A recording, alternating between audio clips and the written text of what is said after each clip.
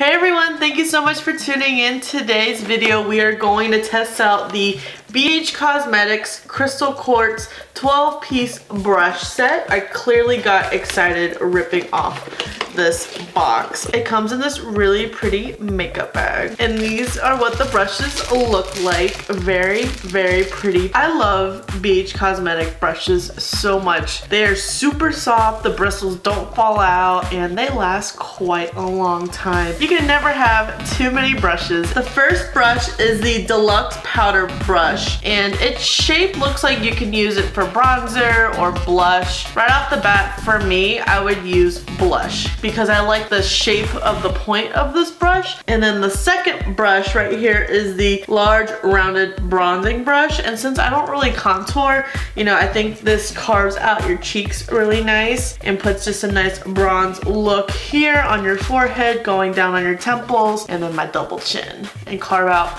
the jawline that is missing. The rounded buffing brush number 3, would be good for liquid foundation. It's been a while since I've used a really good brush for foundation because I normally just use a sponge. That's my go-to. Brush number 4 is a flat contour brush. For me, I'm probably not gonna get this much use out of just because I don't really contour much. Brush number 5 is a large blending brush. It's really good to get that crease. Brush number 6 is a tapered blending brush. I don't use these as much. Brush number 7 is a domed blending brush. It's similar for me with the crease, but you can get that really good outer V. Brush number 8, you can probably pack on some eyeshadows. Brush number 9 is the eye. I would probably spray some MAC Fix and pack on really glittery shades. Brush 10 is a pencil brush. I would use this to probably help smoke out that lower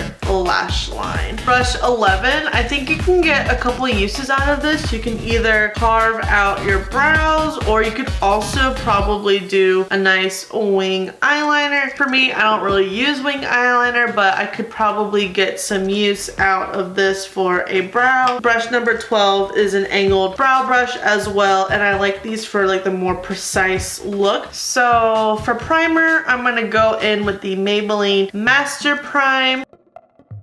Just gonna rub it on the hands and apply all over the face. This primer is a very thick, but it's also a very hydrating. It feels a very good.